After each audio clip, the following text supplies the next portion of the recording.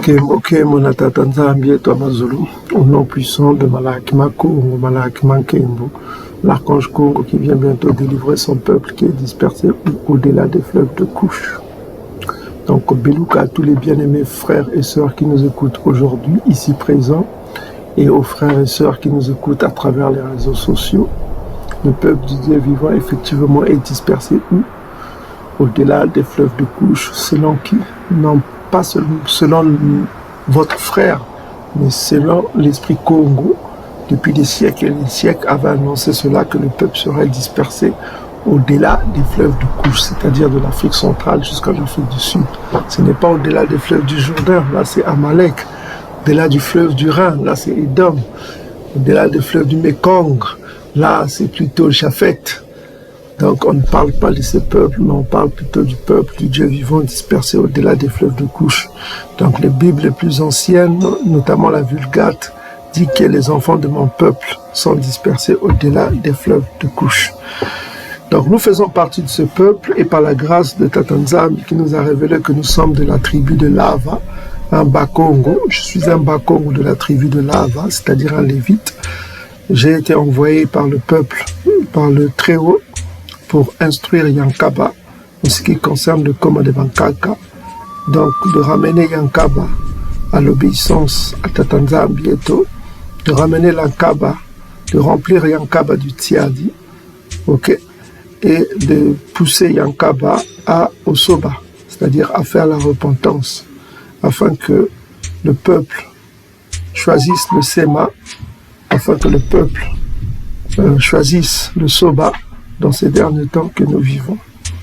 La fin est proche, les choses changent, Édom perd la sagesse, selon Jérémie chapitre 49 verset 7, il est en train de perdre sa sagesse, et sa sagesse-là mène à sa ruine, à sa perte. Il est en train de perdre plus que de gagner. Ses économies s'effondrent, la récession est là, il ne se rend pas compte qu'il est en train de plonger toujours dans le noir. Édom est rejeté par plusieurs peuples qui constatent à lui que c'est un homme qui dit une chose et qui fait son contraire, que l'injustice est du côté d'Édom, que la maison de la méchanceté, c'est Édom. Les nations sont en train, ils sont en train de se réveiller sur Édom. Ils sont en train de voir que celui qui prêche les droits de l'homme, ça et là, lui-même est contre les droits de l'homme, il ne défend pas les droits de l'homme, quand il s'agit de son frère Amalek qui commet des crimes. Donc, Belouka à tout le peuple du Dieu vivant, partout où ils sont, dans ces derniers temps, vous avez un sang qui vient vers vous, un sang qui vous mène vers l'esprit Congo. Congo, c'est quoi? Congo, c'est la vérité. Congo, c'est l'honnêteté. Congo, c'est la fidélité. Congo Dieto, c'est le Saint-Esprit du Très-Haut. Congo, c'est le Saint-Esprit, selon le livre de Nabi Isaïa, Ésaïe chapitre 63, de 9 à 11. C'est un esprit qui juge, selon le livre de la sagesse de Salama, dans les apocryphes, la sagesse chapitre 6, la sagesse chapitre 1, verset 6. Tata Nzambi qui doit être adoré, qui est le peuple, le Dieu créateur, le Tout-Puissant, le Père créateur, parce que la sagesse a été créée selon Proverbe chapitre 8 à partir du verset 22. Donc, bien-aimés frères et sœurs, souvenez-vous d'une chose, celui qui écoute les paroles de la sagesse choisit la vie, ok? Mais celui qui rejette les paroles de la sagesse aime la mort. Proverbe chapitre 8.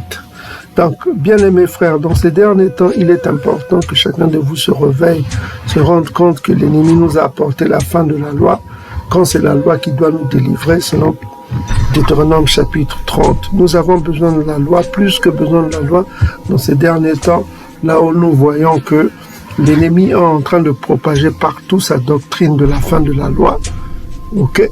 Mais nous devons revenir à l'obéissance à la loi, au commandement de Tata Nzambi Eto, afin que Tata Nzambi nous envoie le Saint-Esprit, son Saint-Esprit, qui est l'archange Congo Dieto, l'ange de l'Alliance qui vient. Selon tous les prophètes, notamment les grands prophètes, Nabi Daniela, qui a annoncé l'arrivée de Makaya Congo, Mikaïela, notamment dans Daniel chapitre 12, versets 1 à 3, et confirmé dans le livre de Malachie chapitre 3, versets 1 à 5. L'ange de l'Alliance vient pourquoi? Pour juger le peuple bantou. Le dernier livre de Bantou, le livre de Malachie, annonce l'avènement de l'archange Congo et l'avènement de Nabi Yelaya, que vous appelez Elia qui va venir, pourquoi faire? Pour ramener le peuple au Soba, pour instruire le peuple sur le jugement de Tatanzambi et pour réconcilier le peuple avec les Bankaka. Donc, bien-aimés frères et sœurs, dans ces derniers temps, il est important que chacun de vous se réveille, prenne ses responsabilités, soit en partageant nos vidéos et en enseignant le peuple bantou à renoncer aux religions lingoï, au christianisme édomite, à l'islam ishmaélite et au judaïsme amalékite ou aux traditions japhétistes. Ok? Donc, de sortir des religions d'Ngoï et de revenir à l'obéissance au Koma de Bankaka qui nous a été donné. Nous n'avons qu'un seul chemin, c'est le chemin de la loi, de Sema, de l'obéissance, du Soba, du changement et du Tiadi, qui nous permettra de vivre en harmonie avec tout ce qui nous entoure. Ok? De ne pas commettre l'adultère, de ne pas commettre l'iniquité, de ne pas faire du mal en Ngoï et de ne pas choisir la voie de Kindoki, de la haine, de la jalousie, mais d'être toujours dans le Tiadi qui caractérise le peuple bantou dans ces derniers temps. Donc, par la sagesse du Très-Haut, nous vous avons démontré beaucoup de choses dans ces dernières vidéos. Nous avons démontré que le Jésus-Christ romain est faux. Il incite le peuple bantou à la haine de la loi, à maudire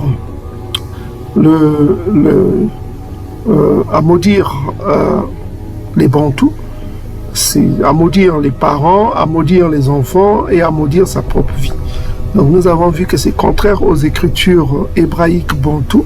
La sagesse Congo, l'esprit Congo interdit de maudire ses parents sous peine de mort. Donc on voit que ce Jésus-Christ-là ne connaissait pas le Koma de Bankaka, cette fiction romaine qui incite le peuple bantou à maudire leurs propres parents n'est pas un esprit Congo, c'est plutôt l'esprit d'une Kadian Pemba, l'esprit du diable. Donc il faut rejeter le christianisme édomite avec force et revenir à l'obéissance aux lois qui nous ont été données par le Tout-Puissant de l'univers, le Dieu le Père. Ok, donc en ce jour de Nzamba, le Nzamba est important pour nous, les Congos, pour nous, les Bantous, dans ces derniers temps, parce que le Nzamba est un signe entre nous et le Tout-Puissant de l'univers. Nous devons respecter le 7e jour, auquel le Nzamba, pour nous, c'est le samedi. Il faut se souvenir aussi du Ngonda, qui est important. Le Ngonda est indispensable, selon le livre d'Isaïe, Ésaïe chapitre 66, verset 23. Nous devons nous souvenir de la nouvelle lune. Donc, nous avons passé une bonne nouvelle lune et nous attendons la prochaine nouvelle lune. Nous vous donnons les instructions sur la prochaine nouvelle lune. Donc, en ce jour de Nzamba, nous allons couper court aux espérances des Ngoï, notamment les chrétiens du dimanche et les Bantous christianisés qui doivent impérativement revenir au Koma de Bankaka, là où se trouve le nom de Nzambi, selon les apocryphes. Le nom de Nzambi se trouve dans les apocryphes. Le nom de Congo se trouve dans la Bible hébraïque sous forme de Congo, là où de Congo, comme la ceinture, est symbole de la vérité. Donc, bien-aimés frères et sœurs, donc qu'est-ce qu'on va voir aujourd'hui? On va voir le livre de Nabi Sakaya. Donc, Sakaya, on a déjà vu son nom, chapitre 12. Donc, à partir du verset 10, les chrétiens du dimanche croient que le percé dont on parle, ça parle de ce Jésus-Christ fictif. Et on parle de ce percé-là, notamment dans Jean chapitre 19, à partir du verset 37, et dans Apocalypse chapitre 1, verset 7. Donc, on va essayer de scruter les Écritures pour savoir d'abord de quelle époque parle-t-on dans Zacharie chapitre 12. Est-ce que ça concerne le Jésus fictif romain de l'oppresseur? Donc, première écriture, on va aller rapidement dans le livre de Zacharie chapitre 12. Donc, on va commencer pour voir de quelle époque parle-t-on. Est-ce que cela correspond à la crucifixion romaine dont on parle que c'est un soldat romain qui aurait percé ce Jésus-là. On ne parle pas des Bantous qui auraient percé ce Jésus. Ça, vous devez le comprendre d'abord. Selon le récit fictif, dans Jean chapitre 19, on parle que ce Jésus avait été percé par un Romain, pas par les Bantous. Ça, c'est d'abord un point important que vous devez comprendre. On va aller rapidement. Donc, ici, nous sommes dans le récit fictif romain. Donc, le scribe romain, qu'est-ce qu'il écrit ici? Donc, on va commencer à partir du verset 33. On dit ici, s'étant approché de ce JC romain fictif, le voyant déjà mort. Donc, il mit pour qui? Pour les soldats romains, parce que c'est des soldats occupants qui étaient là, c'est des Romains. Ils ne lui rompirent pas les jambes. Mais verset 34 dit quoi? Mais un des soldats lui perça le côté. Donc, un des soldats lui perça le côté avec une lance. Donc, ce Jésus fictif, dans ce récit fictif, il était déjà mort. Mais un des soldats, donc ce n'est pas des soldats, mais c'est un. Donc, un des soldats lui perça. Ok? Lui perça le côté avec une lance et aussitôt il sortit du sang et de l'eau. Donc nous avons un récit ici, on ne parle pas des soldats, mais on dit bien au singulier, un des soldats. Donc selon le récit fictif, ok, selon le récit fictif du christianisme édomite. Ici, on apprend que ce n'est pas des soldats, mais c'est un, au singulier. Donc, pour comprendre Zacharie, chapitre 12, verset 10, nous avons ici un indice que ce n'était pas des soldats. Ce Jésus fictif n'a pas été percé par les peuples occupés, c'est-à-dire sous prétexte que c'était les Israélites qui étaient là. Mais nous apprenons ici que ce sont les Romains qui l'ont percé. Donc quand on parle dans Apocalypse chapitre 1 verset 7, que voilà, tous ceux qui le verront, même ceux qui l'ont percé, dans ce récit fictif. Donc quand on parle de ceux qui l'ont percé, on parle qui? Des Romains. Ceux qui l'ont percé. Le mot percé ici indique qui? Un soldat romain, pas des soldats romains. Ça, vous devez le comprendre dans ce récit fictif. Ok? Les mots ont leur sens. C'est un soldat romain, pas des soldats romains. Donc, ce n'est pas des Bantous, des Israélites Bantous, mais c'est un soldat romain au singulier qui a percé ce Jésus-Christ. Donc, ça, vous commencez à comprendre. Ce n'est pas les Israélites Bantous. Maintenant, les chrétiens vont prendre ce récit pour mettre en concordance avec Zacharie, disant que ceux qui l'ont percé seraient des Israélites Bantous. Or, ici, on en prend dans leur propre récit. Ce n'est pas les Bantous, c'est un des soldats romains. Retenez bien ça pour comprendre le mensonge de ce christianisme édomite fictif. Voilà, on dit ceci au verset 36, on dit ces choses arriveront afin que l'écriture fût accomplie, aucun de ces os ne sera brisé. Là, on voit encore que c'est du copier-coller romain. Ils sont en train de prendre, je crois, le psaume chapitre 34, verset 21. On vous a déjà parlé du psaume chapitre 34. Allez voir notre vidéo sur le livre des vies. Le psaume chapitre 34 parle des Tziadi. Hein? Les Tziadi qui sont protégés par l'ange de l'Éternel. On a parlé de ça, des Tziadi qui sont protégés par l'ange de l'Éternel. Hein? C'est-à-dire l'archange Congo qui protège les Tziadi. Et voilà, les bénéfices, les avantages que recevront la protection et tout ça que recevront tous ceux qui craignent Tatanzambi.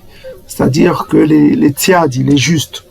On parle ce livre est consacré à ceux qui craignent Tatanzambi. Psaume chapitre 34, l'ange de l'Éternel campe autour de ceux qui craignent Tatanzambi. Psaume chapitre 34, verset 8. On ne va pas développer parce que c'est tellement bête. Tous ceux qui connaissent le psaume chapitre 34, on parle des tzadi. On ne parle pas de leur Jésus-Christ là, que ça s'accomplit. On voit que les Romains font du copier-coller, quoi. On prend quelque chose, on met ici, on colle, ça s'accomplit sur notre Jésus. Donc, c'est ridicule, quoi. Hein? Alors, on parle des tzadi ici dans le psaume chapitre 34. Donc, ils prennent le psaume chapitre 34. Là, on parle de la protection des tzadi. Là, on parle des avantages de servir Tatanzambi. Et ils mettent ça pour mettre leur Jésus, leur JC. Aucun de ces os ne sera brisé. Là, ils sont en train de donner le psaume chapitre 34. Tous ceux qui lisent le Coma connaissent le psaume chapitre 34. On parle des justes. On parle des justes. Des tzadi. C'est-à-dire le reste du solélé. C'est eux dont on parle. On ne parle pas de ce Jésus-là. Leurs os ne seront pas brisés, ça veut dire qu'ils seront toujours protégés. Ça n'a rien à voir avec le JC, là. Mais c'est tellement ridicule que je peux même arrêter là. Donc vous voyez, voilà, tous le verront, percer. Non, on ne va pas faire long chemin. Nous, on va aller dans Zacharie chapitre 12 pour voir si on parle de ce JC-là. Est-ce que l'époque de Zacharie chapitre 12 correspond à l'époque passée sous la domination romaine? On va voir si c'était sous la domination romaine, si on parlait de leur JC. Allons-y dans Zacharie chapitre 12 pour voir d'abord l'époque. De quelle époque dont on parle? Est-ce que c'est l'époque là où Rome dominait ou c'est l'époque messianique? Donc ici on parle de le titre, dans délivrance et purification de Salama. Donc, voilà. On dit ici que oracle, parole de Tatanzambi, sur Yisole. Donc on va utiliser au lieu de Tatanzambi, on aime bien utiliser le nom de l'esprit Congo. Ok? Parce que quand l'esprit Congo dit que mon nom, je porte mon nom, voilà quoi. Donc c'est le même nom que le Père. Donc on dit ici l'oracle, parole de l'esprit Congo sur Yisole. Donc il faut savoir que l'esprit Congo, c'est le Saint-Esprit. Le Saint-Esprit, ce n'est pas votre Jésus qui a dit priez, baptisez-le au nom du Père, du Saint-Esprit. Et voilà quoi. Ok, comme on parle de leur trinité là, pour parler des dieux égyptiens, de la trinité égyptienne qui voulait inclure dans leur Nouveau Testament Isis, Osiris et Horus, voilà quoi, leur trinité romaine quoi. Dans Matthieu chapitre 28, allez les baptiser au nom du Père, du Fils et du Saint-Esprit, ça c'est romain ça. Le Père, le Fils et le Saint-Esprit, c'est Osiris, c'est Isis et c'est Horus. C'est une trinité romaine, soudano-chamite, ça. Ça n'a rien à voir avec l'écriture hébraïque bantou. Il n'y a pas de trinité chez les bantous. Ok? Donc, dans le livre de 1 Jean, toujours leur trinité, dans 1 Jean chapitre 5, versets 7 à 8. Donc, toujours leur trinité, là. 1 Jean chapitre 7, versets 7 à 8. Ok? Donc, toujours la trinité dans le christianisme. Eux, ils sont trinitaires. Mais chez les Congos, il n'y a pas la trinité. Il n'y a que le Père et l'archange Congo, qui est le Saint-Esprit. Selon Ésaïe 63, versets 9 à 11. Et le Saint-Esprit est une création. Selon Proverbe chapitre 8, à partir du verset 22. Ok, le Saint-Esprit a été créé. Le Saint-Esprit, c'est un juge. Sagesse de Salama dans les Apocryphes 1, chapitre 6. Il ne laisse pas impuni le blasphémateur. Ok, voilà quoi. Il ne laisse pas impuni, ça veut dire qu'il punit. Voilà, c'est ça. Si vous voulez la vie, il faut venir vers le Saint-Esprit. Donc, quiconque aime l'esprit Congo, qui est la sagesse de Tatanzambi, donc celui qui a trouvé la vie, il obtient la faveur de Tatanzambi. Celui qui trouve l'esprit Congo, c'est-à-dire la sagesse, l'esprit de vérité, c'est-à-dire l'esprit de la loi, ok? Parce que la vérité, c'est la loi. Psaume chapitre 119, 142. Celui qui trouve l'esprit Congo, il obtient la faveur de Tatanzambi. Mais celui qui pêche contre l'esprit Congo, nuit à son âme. Tous ceux qui me haïssent, tous ceux qui haïssent l'esprit Congo, aime la mort. Donc c'est pourquoi l'ennemi édomite vous a incité à haïr la loi. La loi, c'est l'esprit Congo. Voilà que Christos, qui nous a été prêché, est quoi? La fin de la loi divine. Ok? Donc il faut sortir de ce Christos-là qui est la fin de la loi divine et revenir à l'obéissance au Koma de Bankaka qui nous a été donné par nos pères. Ok, mes bien-aimés frères et sœurs. Donc voilà, c'est ce que nous vous enseignons dans ces derniers temps, bien-aimés frères et sœurs. Ok? Donc on fera une vidéo sur la Trinité, hein, qui est encore une doctrine satanique du christianisme édomite. On fera une vidéo sur ça. Là n'est pas l'objet de la vidéo. Donc, voilà, nous sommes dans Ésaïe chapitre Nsakaya, dans Zacharie chapitre 12. On va voir l'époque. Est-ce que cette époque correspond à l'époque romaine, là où le Christ, là qu'on vient de voir, a été crucifié, non par les Bantous, a été percé par les Romains. C'est les Romains qui l'ont percé. Ça, c'est un point important pour comprendre que ça ne correspond pas à Zacharie chapitre 12. Ça, c'est un point important. Celui qui a été percé là, a été percé par les Romains. Ok? Ce n'est pas les Bantous qui l'ont percé. Les Bantous sont pour rien, selon leur propre récit fictif romain. Donc ici, on parle oracle, parole de Tatanzami sur Yisolele, c'est sur son peuple. Ainsi parle l'esprit Congo, qui a étendu les cieux et fondé la terre, qui a formé quoi? L'esprit, qui a formé l'esprit de l'homme au-dedans de lui.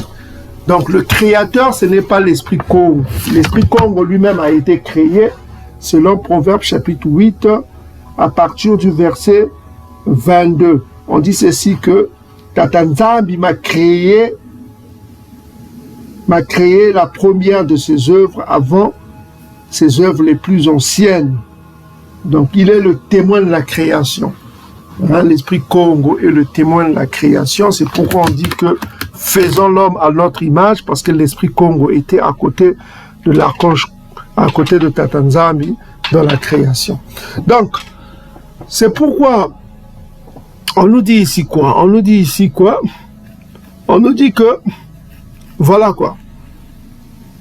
Le mot image, on l'avait déjà vu, hein, c'est Dimuntu. On a déjà parlé de ça dans les vidéos précédentes.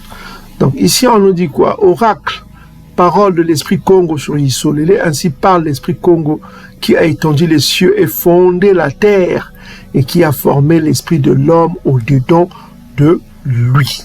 Donc ici, on voit que Nabi Sakaya se réfère au livre de Ésaïe chapitre 34.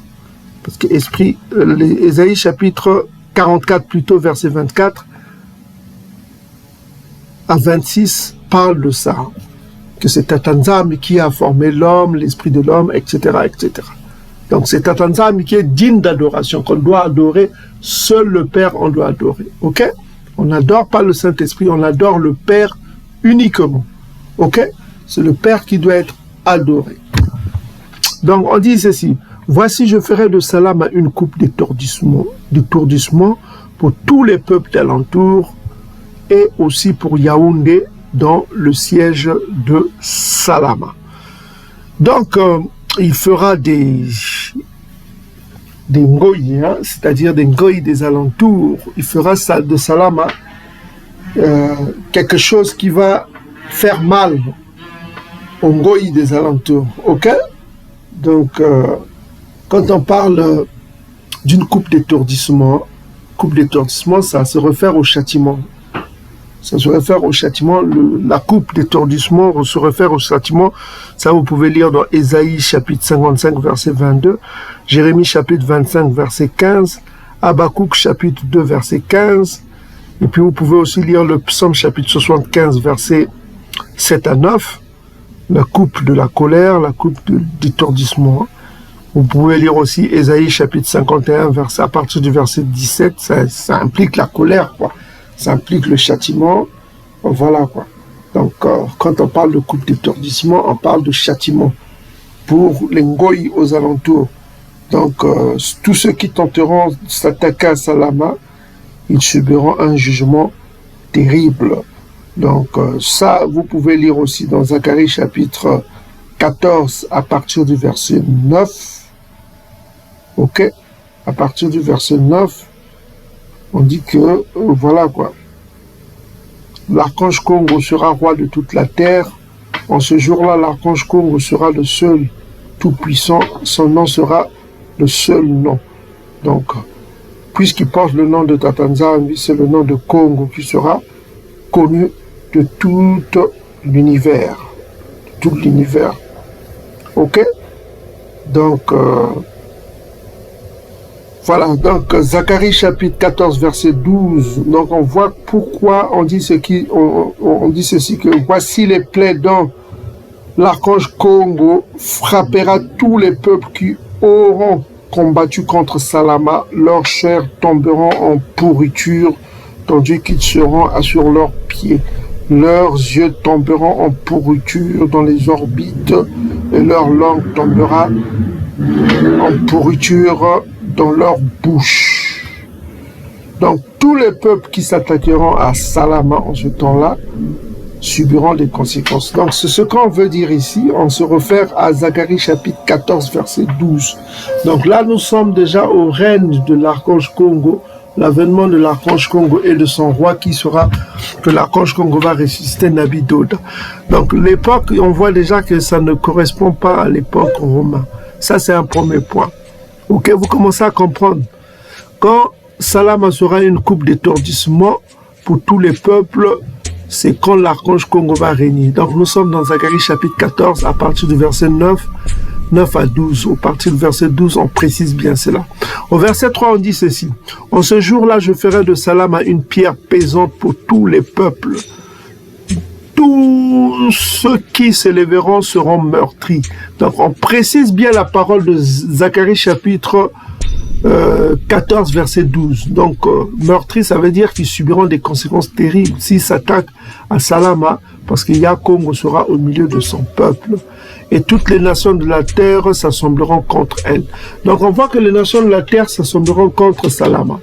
Maintenant, j'aimerais d'abord, avant qu'on continue, une précision. On va faire d'abord une parenthèse, pour vous expliquer une vidéo qu'on a fait il y a 1 an, je crois, 1 an ou 2 ans.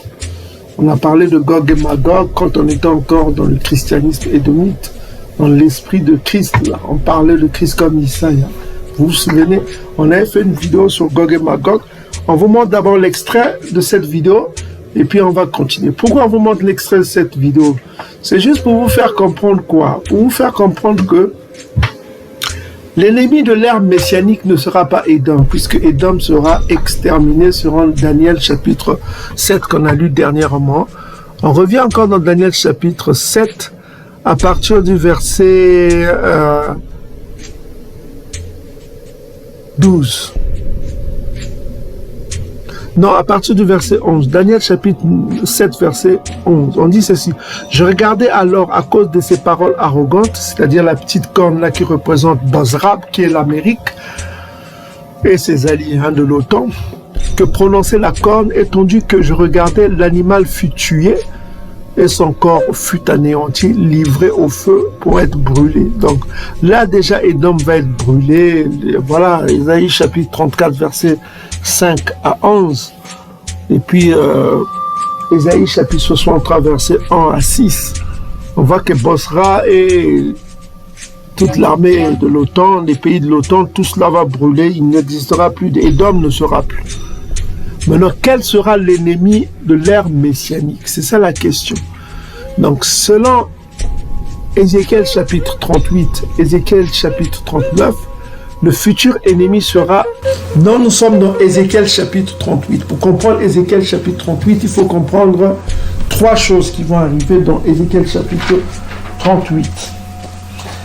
On va comprendre les 2 choses qui vont arriver. Ézéchiel chapitre 38 parle de quoi? Ça parle d'une chose que c'est au moment où les Bantous vivront en sécurité. Première chose. Deuxième chose, c'est le moment où Salama n'aura pas de mur. Ok? Retenez bien ça. Les Bantous vivront en sécurité et Salama n'aura pas de mur. pour comprendre cela. Salama n'aura pas de mur et les Bantous vivront en sécurité. Maintenant, on va lire cela pour comprendre quelle période. Et vous voyez, ça concerne quel personnage? Gog et Magog. La coalition de Gog et Magog va chercher à faire la guerre aux Bantous qui sont en sécurité, qui vivent en sécurité et sécurité au milieu de l'archange Congo. Donc cette prophétie concerne après la chute d'Édom. Est-ce que vous commencez à comprendre? Ça concerne la période de sécurité. Ça, c'est la première chose que vous devez comprendre. Ici, on parle d'un Jérusalem rassemblé par Yakongo qui vit en sécurité. Retenez bien, en sécurité. Ça, c'est après le désert, ils sont rentrés, Yakongo les conduit dans Isolélé antique, sans la nouvelle Jérusalem, pour qu'ils vont vivre, et c'est les Ngoï qui vont construire leur maison. Ça, vous le verrez dans Ésaïe chapitre 60 jusqu'à 63. C'est les Ngoï qui vont construire leur maison. C'est les Ngoï qui vont bâtir leur maison. Ils auront des esclaves. C'est les Ngoï qui vont faire. Ésaïe chapitre 14, verset 1 à 7. C'est les Ngoï qui vont s'occuper de ça. Ils seront comme des rois. C'est les Ngoï qui vont construire leur maison. Ils auront des maisons encore. C'est là où il les multipliera. Et Doda sera le roi dans cet environnement-là. Doda sera le roi, le prince. Il sera ressuscité. Donc Doda sera là, il y aura des anciens prophètes que nos pères n'ont pas vus. Il y aura Massa qui sera là, il y aura Bana, il y aura Yankaba, tous les prophètes seront là. Hein? C'est pas bon ça? Ils vivront dans les maisons comme les maisons, ils auront des enfants, il y aura des fois des enfants qui seront entendus là, des Bana qui grandiront comme grandissent tout le monde. Et Yakongo sera au milieu de son peuple pour les protéger. Ok? Ça, vous devez le comprendre. Permettre aux Bantous de vivre ce qu'ils n'ont pas vécu. D'avoir des enfants, ceux qui n'ont pas eu des enfants. Parce qu'il y a des Bantous qui étaient bons, qui avaient le Tiadi, même s'ils ne connaissaient pas Yakongo, mais qui avaient le Tiadi, qui avaient la générosité, qui sont morts. Ceux-là seront ressuscités pour la vie, parce qu'ils avaient la crainte de Tatanzambi. Hein, ces Bantous-là qui sont morts sans enfants, ou qui ont été tués par le Kindoki, parce qu'ils n'ont rien fait, ils étaient innocents. Les Ndoki les ont tués, ils seront ressuscités pour la vie. Ces Bantous-là doivent refaire leur vie, parce qu'ils ont été tués parfois très jeunes. Voilà quoi. Yakongo les ressuscitera. Ok, mes bien-aimés frères et sœurs. Donc, Ézéchiel chapitre, on ne va pas lire 39, hein, c'est juste la suite, hein, ça vous pouvez lire chez vous. Ézéchiel 38, verset 1, la parole de Tatanzami me fut adressée en ces mots. Fils de l'homme, tourne ta face vers Gog et au pays de Magog, vers le prince de Roche, de Méchec, de Toubal, et prophétise contre elle. Contre elle, ça veut dire que c'est quelque chose de mauvais. C'est un mauvais signe. Ça veut dire que c'est un jugement qui t'attend, quoi. Ok? C'est un jugement qui t'attend. Tu diras, ainsi parle Yakongo, les armées. Voici, j'en veux à toi, Gog, prince de Roche et de Méchec. Ok? Méchec et de Toubal. Ok? Prince de Roche, de Méchec et de Toubal. Ce prince-là dont on parle, c'est Satan lui-même, leur prince. C'est lui qui va les influencer. Je t'entraînerai, je mettrai une boucle à tes mâchoires et je te ferai sortir, toi et toute ton armée de chevaux et de cavaliers. Donc c'est l'armée dont Satan va séduire, quoi, et tes cavaliers, tous venus magnifiquement, troupes nombreuses, pourtant en grand nombre et en petit bouclier, tous maniant l'épée. Et avec eux, maniant l'épée, quoi, c'est les armes.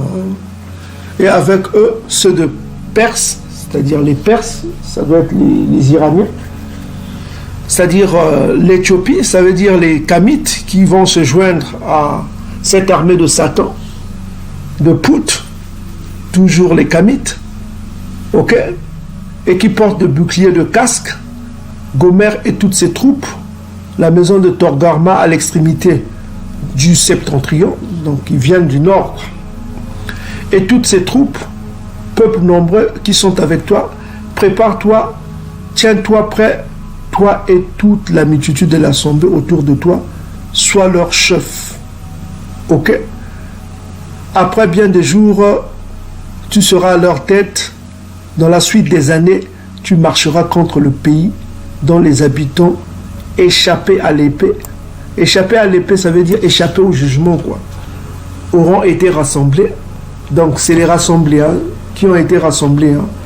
Donc, ceux qui ont échappé au jugement céleste, qui ont été rassemblés, quoi. Que Yakongo a rassemblé. Ok? Ceux que Yakongo a rassemblés, ceux qui ont été échappés, qui ont échappé à l'épée, quoi. L'épée, ça veut dire le jugement, quoi. Qui auront été rassemblés, que Yakongo a rassemblé son peuple, quoi. Plusieurs peuples, sur les montagnes d'Isolélé, longtemps désertes, retirées. Ils ont été rassemblés sur les montagnes d'Isolélé, longtemps désertes, parce que ça a été désert sans le peuple bantou. Retirés du milieu des peuples, ils étaient retirés du milieu des peuples. Ils seront tous en sécurité dans leur demeure. Donc les bantous seront en sécurité dans leur demeure. Ils ont été retirés et rassemblés des peuples, ils seront en sécurité dans leur demeure. C'est ça qui est important. Donc nous avons un peuple qui a été rassemblé. Je vous rassemblerai, quoi. Donc on ne vous donne pas les versets sur le rassemblement de bantou. Allez lire Sophonie chapitre 3 verset 20. Ils seront rassemblés, tout ça comme ça, ils reviendront. Donc ici on apprend que les bantous seront rassemblés, qui vivront en sécurité. Donc quelle écriture qui dit cela, qui seront en sécurité? Quand est-ce qu'ils viendront et que les bantous seront en sécurité? Donc ça c'est la première chose. On vous a dit qu'il y a deux mots-clés pour comprendre cela. Il y a la sécurité des bantous qui vivront en sécurité. Et deuxième chose, Jérusalem sera sans mur. Pour comprendre cela. Et voilà, quoi. Donc ici au verset 8, on dit que les bantous vivront en sécurité. On va voir au verset 9, 11 aussi, on va dire la même chose. Tu monteras et tu t'avanceras comme une tempête, tu seras comme une nuée qui va couvrir le pays, toi et toutes tes troupes, les troupes et les nombreux peuplades avec toi. On a vu les peuplades qui veulent les accompagner, quoi, les Kamites et les Perses, les Iraniens, quoi. Ok? Ainsi, parle Yakongo des armées, en ce jour-là, tes pensées s'élèveront dans ton cœur et tu formeras de mauvais desseins. Donc, il y aura les mauvais desseins incités par Satan, quoi. Tu diras, je monterai contre le pays ouvert, je fondrai sur les hommes tranquilles, en sécurité et dans les demeures, tous les habitants sans murailles.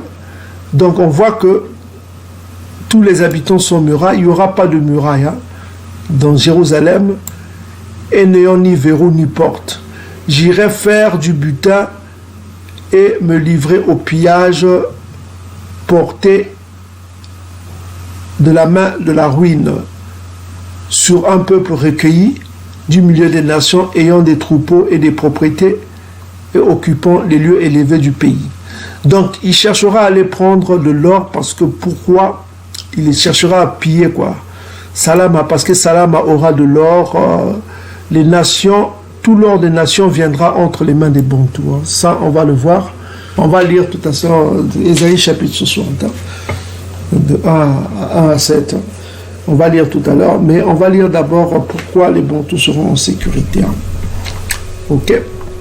En sécurité devant l'archange Congo. Donc on est au verset 8. Après bien des jours, tu seras à leur tête. Dans la suite des années, tu marcheras contre le pays dont les habitants échappés de l'épée, c'est-à-dire de l'épée, auront été rassemblés. Et donc le peuple bantou sera rassemblé, ok, d'entre plusieurs peuples sur les montagnes d'Isolélé, longtemps désertes. Longtemps abandonnées, quoi. Ok. Donc voilà, quoi. Ils seront là, longtemps abandonnés par le peuple bantou, parce que les bantous n'étaient plus là. Il n'y avait que les Édomites qui étaient là, mais les Édomites ont déjà été détruits tous. Ok? Ils ont tous été détruits. Voilà, retirés du milieu des peuples, les Bantous étaient retirés du milieu des peuples. Là, maintenant, ils seront tous en sécurité dans leur demeure. Donc, ils seront en sécurité dans leur demeure. Qu'est-ce qui prouve qu'ils seront en sécurité dans leur demeure? Chapitre 23. Voilà. 23, on va commencer à partir du verset 3 jusqu'à 8. On dit, « Et je rassemblerai le reste de mes brebis. » Donc, on parle toujours du peuple rassemblé, hein, comme... Ézéchiel chapitre a dit qu'il y aura un peuple rassemblé là-bas qui vit en sécurité. Donc je rassemblerai le reste de mes brebis, c'est-à-dire mon peuple. Hein. Cela est confirmé dans Sophonie chapitre 3 verset 20. Je vous rassemblerai, je vous ramènerai. Il va les ramener où? Dans le désert. Et puis après, à Isolélé, ok, là où ils étaient longtemps, Isolélé qui a été longtemps abandonné, tout ça, voilà quoi. Ils seront ramenés là-bas. Voilà. Donc, voilà, donc je vous rassemblerai le reste de mes brebis de tous les pays donc, où ils les avaient chassés, je les ramènerai. Donc ça rappelle toujours Sophonie chapitre 3 verset 20, dans leur pâturage, c'est-à-dire dans leur pays, quoi. Ils seront féconds et se multiplieront. Donc le but des 1000 ans du règne de l'archange Congo sera pour multiplier ce peuple bantou qui aura un esprit nouveau. Il leur donnera un esprit d'obéissance à la loi. Ok? Parce qu'ils ne peuvent pas rentrer dans la nouvelle Salama en étant impurs. Donc il faut une période de transition, de purge en quelque sorte, de purification. Il va les purifier comme on purifie l'or, comme on dit quoi. Hein? D'ailleurs, le livre de Malachie chapitre 3 le dit, la purification. C'est pour leur rendre purs. Et les enfants qui naîtront seront purs. Ok? Ils obéiront, ils seront obéissants à la loi de masse. Ils seront obéissants, ils ne mangeront pas de porc. Voilà, ils n'auront pas de femmes étrangères. Ils n'auront que des femmes vierges. Ok? Ézéchiel chapitre 44 vous le dit, il donne en détail. Ok? Tout ce processus qui arrive. Donc je rassemblerai le reste de mes brebis et de tous les pays où je les ai chassés. Je les ramènerai dans leur pâturage, c'est-à-dire dans leur pays d'origine, là où était Yankaba et tout ça. Ils seront féconds et se multiplieront. On vous a déjà parlé de la multiplication des Bantous. J'établirai sur elles des pasteurs qui les paîtront. Donc c'est des sacrificateurs qui les paîtront. Les sacrificateurs reprendront leur travail, quoi. Il y aura encore des holocaustes. Ça, Ézéchiel chapitre 44, 45, 46 aussi, on parle, je crois. Donc, elles n'auront plus de crainte ni plus de terreur. Donc c'est la sécurité déjà, plus de crainte ni de terreur. Et ne manqueront d'aucune, dit Yakongo des armées. Voilà. Verset 5. Voici, les jours viennent, dit Yakongo des armées, je susciterai à Doda un germe juste. Ok? Et il régnera en roi et prospérera. Il pratiquera la justice et l'équité dans le pays. Ok? Donc, il y aura Doda qui sera là. Il régnera en juste. Donc, ça rejoint Ézéchiel chapitre 37. Hein. Et en son temps, Yaoundé sera sauvé. Donc, je reprends attentivement. Donc, nous sommes au verset 3. Je rassemblerai le reste de mes brebis de tous les pays où je les avais chassés. Je les ramènerai dans leur pâturage et ils seront féconds et multiplieront. On a déjà vu ça. J'établirai sur elles des pasteurs et ils les paîtront. Et ils n'auront plus de crainte, plus de terreur. Et il n'en manquera d'aucune, dit Tatanza Ambieto, l'esprit Congo. Voici, les jours viennent, dit l'esprit Congo, où je susciterai à Doda un germe juste. Ok? Il régnera en roi et prospérera et il pratiquera la justice et l'équité dans le pays. Ok? Et en son temps, Yaoundé sera sauvé et Isolélé aura la sécurité. Donc, la sécurité dans sa demeure. Donc, c'est le temps là où Yaoundé sera en sécurité avec la présence de l'archange Congo. Et voici le nom dont on l'appellera. L'archange Congo. Ya notre Tiadi, c'est-à-dire Ya Tiadi. Ya Tiadi, ça veut dire Ya notre justice. Ya Tiadi. Ok? Donc, voilà. Donc, c'est ça qui va se passer. La sécurité d'Isolélé rimera avec le rassemblement et la présence de Yakongo Dieto. Donc, on va voir d'autres écritures qui confirment le ton de la sécurité des Bantous. On va aller dans Ézéchiel 28, 25 à 28, 27 à 28. Ézéchiel 28, 25 à 26 plutôt. Qu'est-ce que je dis? Ézéchiel 28, 25 à 26. Donc, ainsi parle Yakongo Yamazulu. Lorsque je rassemblerai la maison d'Isolélé au milieu des peuples. Donc, c'est après le rassemblement. C'est pourquoi on parle d'un peuple rassemblé dans Ézéchiel 38 qu'on vient de lire. Où elle sera dispersée. Je manifesterai en elle ma sainteté aux yeux des nations. Les nations feront la sainteté du Très-Haut. Ils habiteront dans leur pays que j'ai donné à mon serviteur Yankaba.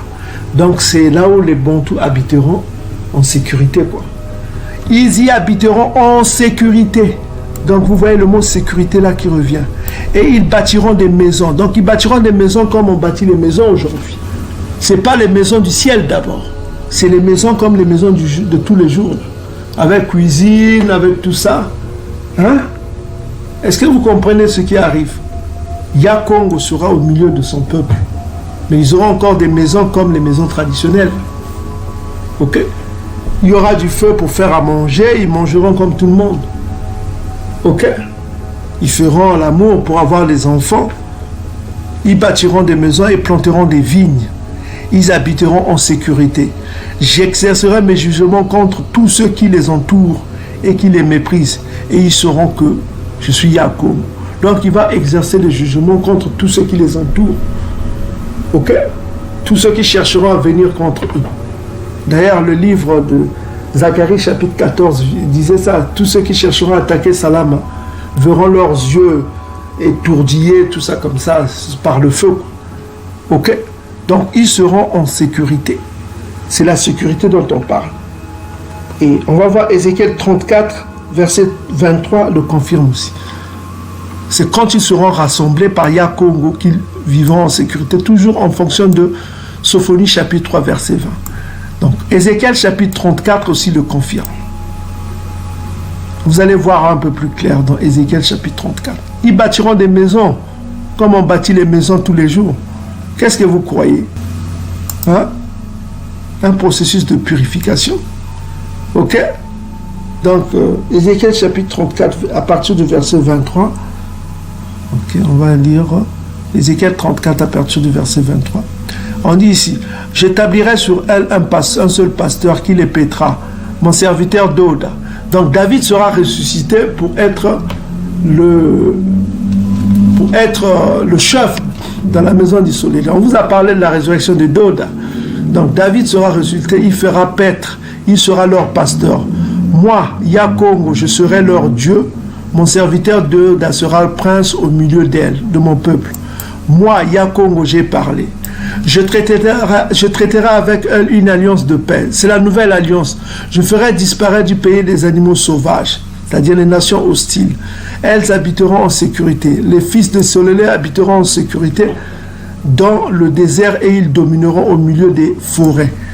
Donc, ils habiteront en sécurité. C'est la sécurité dont on parle. C'est un peuple qui vit en sécurité au milieu de Yakongo. Je ferai d'elle et des environnements de ma colline un sujet de bénédiction. J'enverrai la pluie. Il y aura encore la pluie qui tombera en son temps et ça sera une pluie de bénédiction. L'arbre des champs donnera son fruit.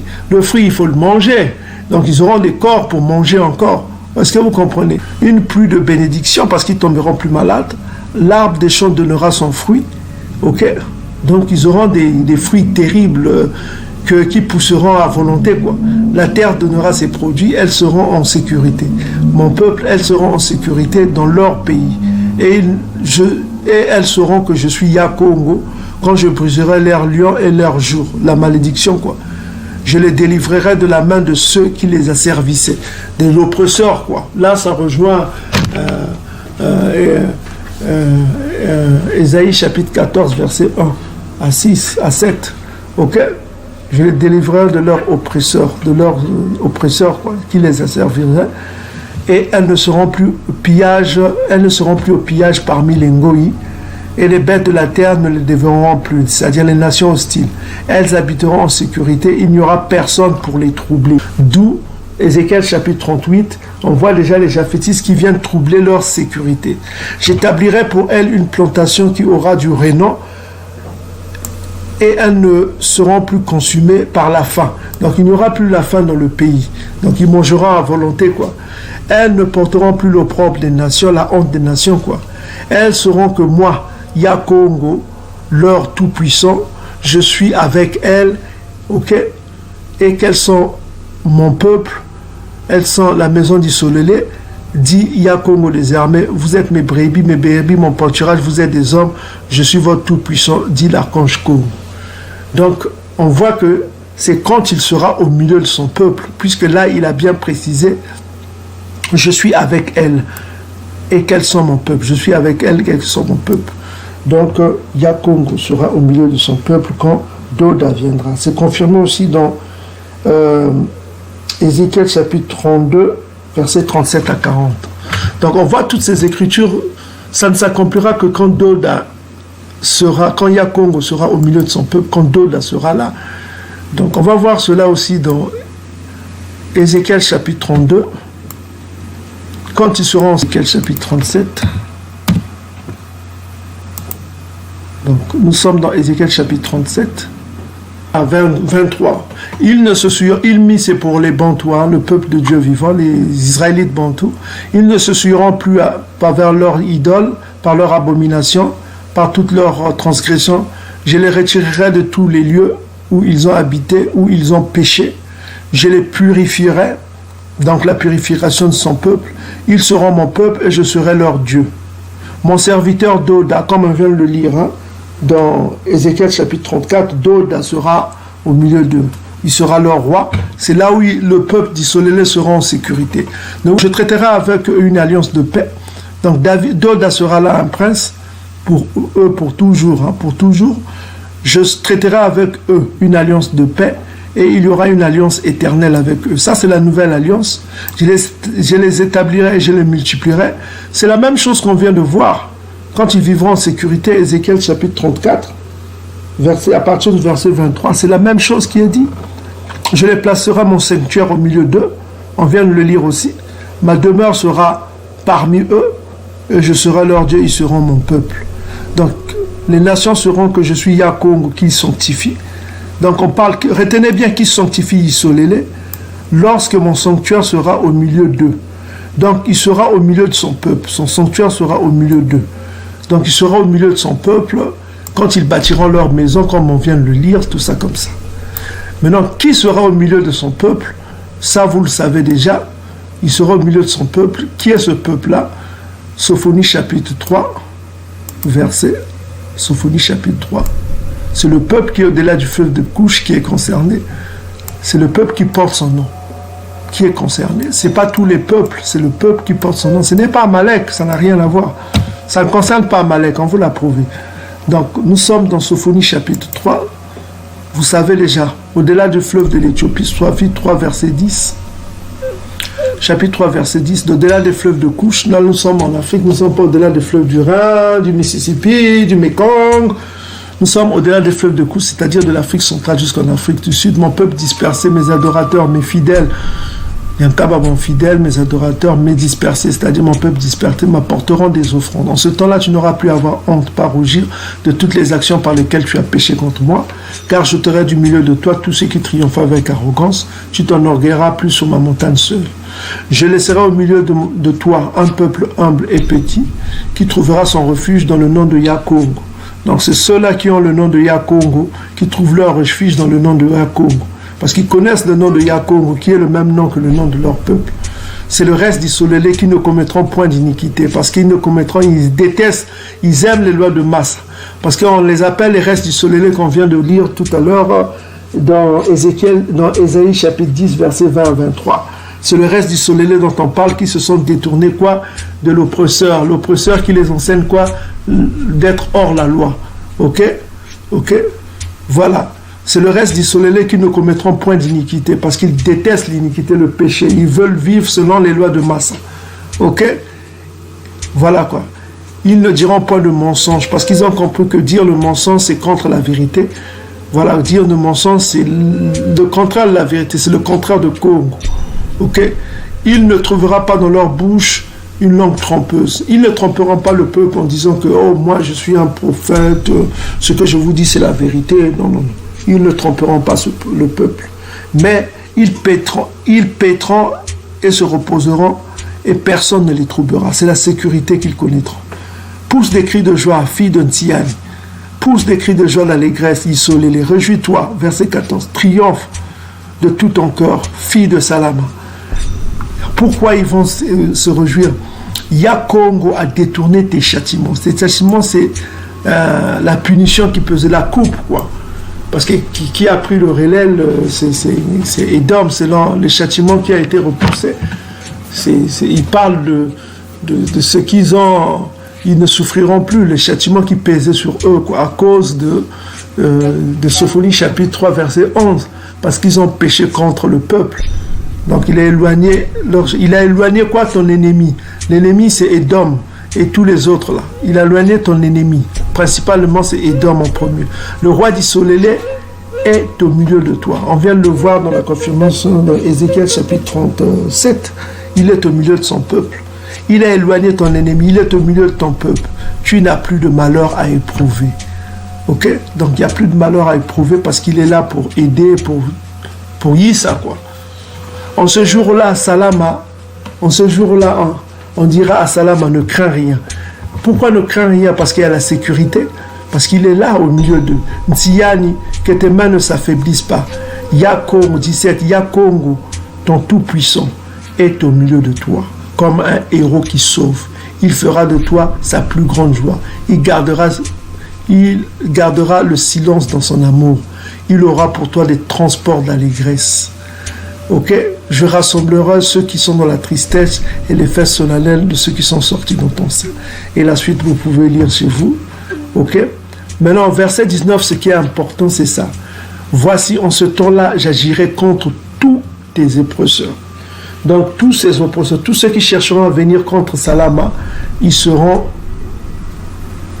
exterminés. Donc, c'est le cas de Japhétis qui chercheront à venir, ils seront exterminés. Ok. Donc je délivrerai, il agira contre tous tes oppresseurs, c'est-à-dire il détruira Édom aussi, il a déjà fait. Je délivrerai les boiteux, je les recueillerai, tous ceux qui ont été chassés. Okay, je ferai d'eux un sujet de louange et de gloire dans tout le pays où ils ont été en opprobre. En ce temps-là, je vous ramènerai, voilà, il ramènera dans le Salama, okay, pour les 1000 ans. Je vous rassemblerai et je ferai de vous un sujet de gloire parmi tous les peuples quand je ramènerai vos captifs sous vos yeux. Ok? Tous les peuples de la terre, quand je ramènerai vos captifs sous vos yeux. Donc c'est un peuple rassemblé. Dans Yakongo sera au milieu d'eux qui vivra en sécurité, on vient de le voir. Donc on revient dans Ézéchiel chapitre 38, on est au verset 8. Les réchappés, ceux qui ont échappé à tous les tourments, auront été rassemblés d'entre plusieurs peuples sur la montagne d'Isolélé, longtemps déserte, parce que les Bantous n'étaient plus là, ils avaient déserté ce lieu, ils étaient retirés de ce lieu, du milieu des peuples. Ils seront tous en sécurité dans leur demeure. C'est la sécurité dont on vient de voir. Ok? Donc, tu monteras et tu t'avanceras en pas, tu mis pour Gog et Magog, tu monteras et tu avanceras comme une tempête, tu seras comme une nuée qui va couvrir tout le pays, toi et toutes les troupes et tous les nombreux peuples avec toi. Ok? Verset 10. Ainsi parle Yakongo. En ce jour-là, tes pensées s'élèveront dans ton cœur, tu formeras de mauvais desseins et tu diras, je monterai dans un pays ouvert. Dans un pays ouvert, ça veut dire qu'il n'y a pas de mur. Hein? Un pays ouvert, c'est un pays qui n'a pas de mur. Ok? Là, nous sommes au verset 10. Hein? Il montera dans un pays ouvert. On va comprendre que c'est un pays ouvert qui n'a... Je Je fondrai sur les hommes tranquilles, en sécurité dans leur demeure. C'est-à-dire que c'est Isolélé qui est là-bas en sécurité dans leur demeure, dans tous les habitants sans muraille. Parce que Salama sera sans muraille, hein, et n'ayant ni verrou ni porte. Donc il viendra contre Salama qui sera sans muraille, ni verrou, ni porte. Ok? Donc quelle écriture qui confirme cela? C'est Zacharie chapitre 2, versets 4 à 5 qui confirme cela. On va voir dans Zacharie chapitre 2. Donc Zacharie chapitre 2, hein, si vous lisez à partir du verset 1, on parle de Salama qui sera sans muraille quand Yakongo sera là. Hein. Zacharie chapitre 2. Donc au verset 4, que nous dit Zacharie chapitre 2, verset 4, et lui dit, cours, parle ce jeune homme en disant, Salama sera habité sans muraille. Donc il n'y aura pas de muraille. Quand Yakongo sera là, Salama sera habité sans muraille à cause de la multitude d'hommes et de bétail qui seront au milieu d'elle. La multitude d'hommes, c'est les bantous qui seront au milieu. Homme veut dire bantou. À cause de la multitude des bantous et des bétails qui seront au milieu d'elle. Donc Salama, quand Yakongo viendra, sera sans muraille. Je levai mes yeux et je regardais, voici, il y avait un homme tenant la main en cordeau pour mesurer Salama. Je dis, où vas-tu? Je vais mesurer Salama pour voir quelle largeur et quelle longueur elle doit être. Et voici, l'ange qui parlait avec moi s'avança, un autre ange vint à sa rencontre et il dit, cours, ok, à ce jeune homme et dit, Salama sera une ville ouverte. À cause de la multitude des hommes et des bêtes, ils seront au milieu d'elle. Et je serai pour elle une muraille de feu autour, et je serai sa gloire au milieu d'elle. Donc, il sera au milieu de son peuple, au milieu de Salama. Donc, Yakongo lui-même sera au milieu de Salama, il sera comme un feu, quoi. Mais Salama n'aura pas de muraille. Au verset 5, on vous dit bien que c'est Yakongo qui sera la muraille de feu autour d'elle, et je serai sa gloire au milieu d'elle. Donc, Yakongo sera au milieu de son peuple. C'est les Japhétistes qui viennent avec leur armée et les Perses avec eux et les Couchites avec eux, avec leur armée séduite par Satan, qui viennent pour chercher de la merde, pour chercher à piller du butin, pour faire du butin. Okay? Pour faire du butin, livré au pillage, porter la main sur les ruines maintenant habitées. Voilà quoi. Salam a maintenant habité sur un peuple recueilli du milieu des nations, sur les bantous ayant des troupeaux et des propriétés. Donc ils chercheront à faire du pillage et occupant les lieux élevés du pays. Donc voilà quoi, ils chercheront à faire du pillage. Pourquoi? Parce que les bantous auront des richesses au sein d'eux, de l'or, tout ça, tout cela est raconté. Donc ils chercheront à venir faire du pillage. Pourquoi? Parce que Ésaïe chapitre 60 dit ceci: lève-toi, éclairé, car ta lumière arrive et ta gloire, la gloire de ta Tanzambi se lève sur toi. Voici les ténèbres couvrent la terre et l'obscurité des peuples. Mais sur toi, ta Tanzambi se lève, sur toi la gloire apparaît.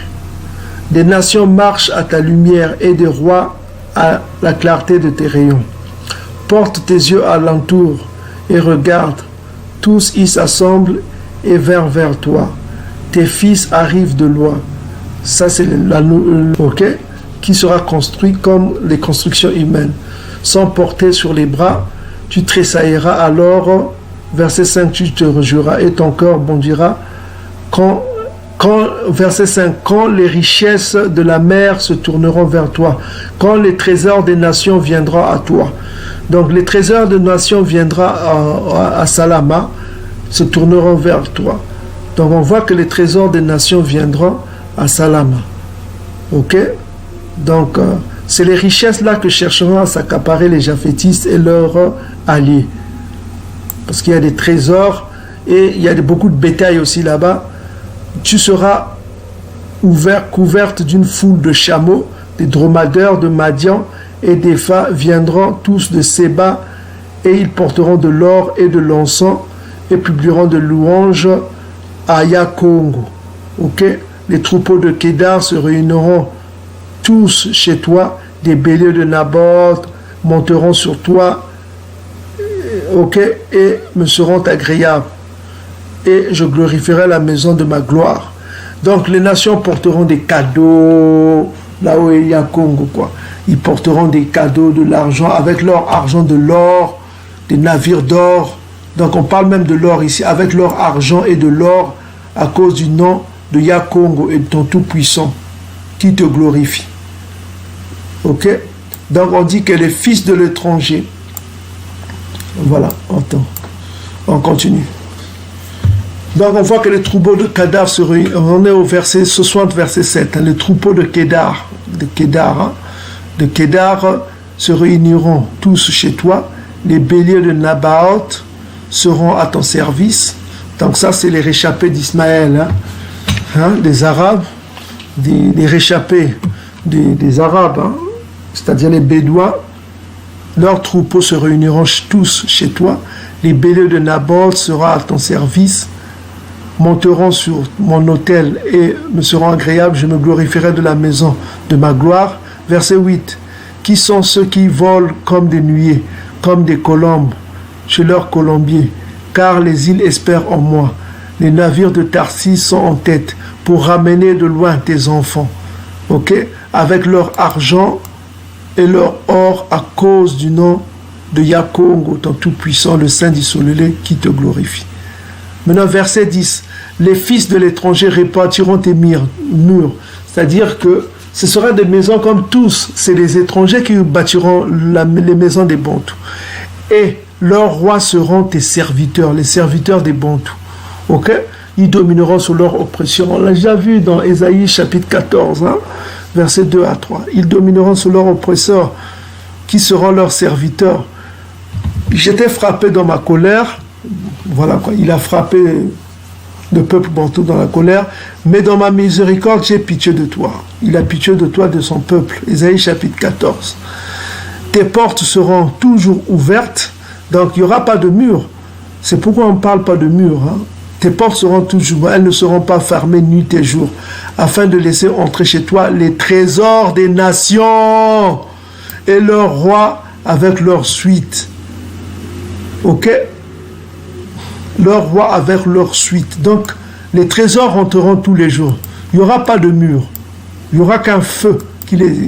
Donc, il n'y aura pas de mur. Les nations apporteront des richesses pour les Bantous. Ok? Car la nation et le royaume qui ne te serviront pas périront. Ces nations-là seront exterminées à jamais. Donc, ça sera fait des maisons faites aux mains d'hommes qui seront construites par les Ngoï. Et les Ngoï apporteront leurs richesses. Ok, parce que les portes seront ouvertes.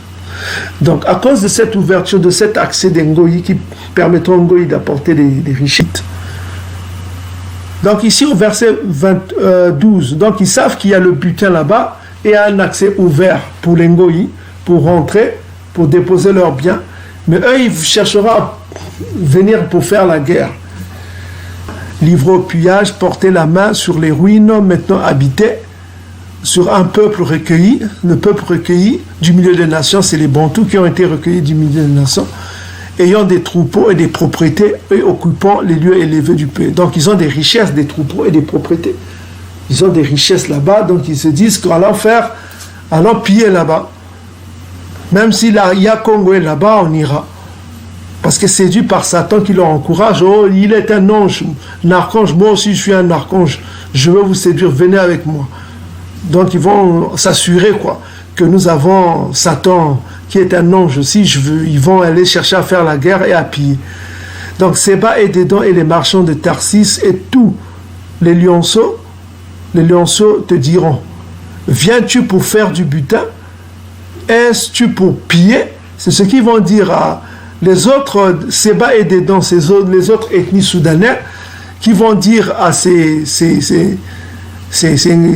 japhétistes, mais vous venez ici pour piller. Eux, ils viennent déposer les richesses, ils vont leur dire que vous venez pour piller.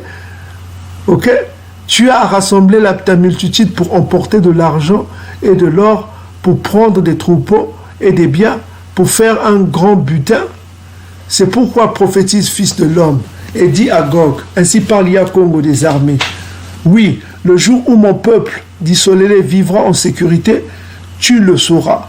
Donc, ils sont en train de vivre en sécurité et tu le sauras. Alors, tu partiras de ton pays Écoutez, verset 15, tu partiras de ton pays des extrémités du septentrion, toi et de nombreux peuples avec toi, tous montés sur les chevaux, une grande multitude et une armée puissante. Donc, tu t'avanceras contre mon peuple, dit Solélé, comme une nuée qui va couvrir le pays. Donc, il va s'avancer contre le peuple, dit Solélé, qui est déjà là-bas, pour faire la guerre. Dans la suite des jours, je te ferai marcher contre mon pays, afin que les nations me connaissent. Ok? Quand je serai sanctifié par toi, sous leurs yeux. Nous sommes dans Zacharie chapitre 12, verset 4. En ce jour-là, dit l'Esprit Congo, je frapperai d'étourdissement tous les chevaux et de délire ceux qui les monteront, mais j'aurai les yeux ouverts sur la maison de Yaoundé, et quand je frapperai d'aveuglement tous les chevaux des peuples. Donc, ici, on est toujours dans Zacharie chapitre 14, verset 12. Zacharie 14, verset 12. Vous comprenez, on est toujours en train de développer ça. Ok?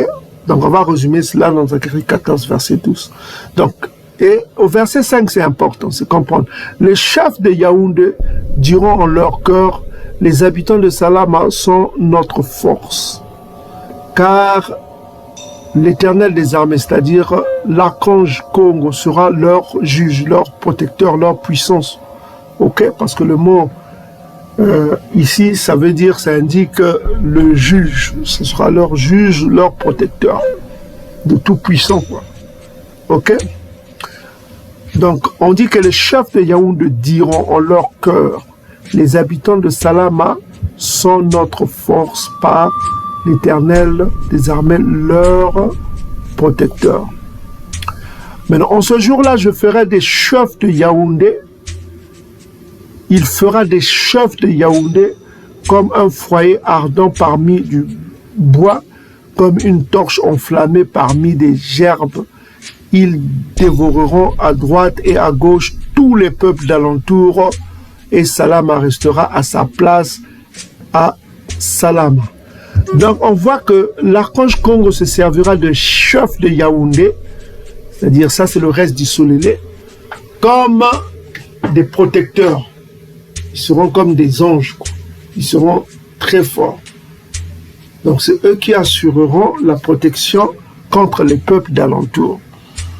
Les chefs de Yaoundé, c'est-à-dire les Bakongo, le chef des Bakongo, seront en quelque sorte les gardiens de cette protection.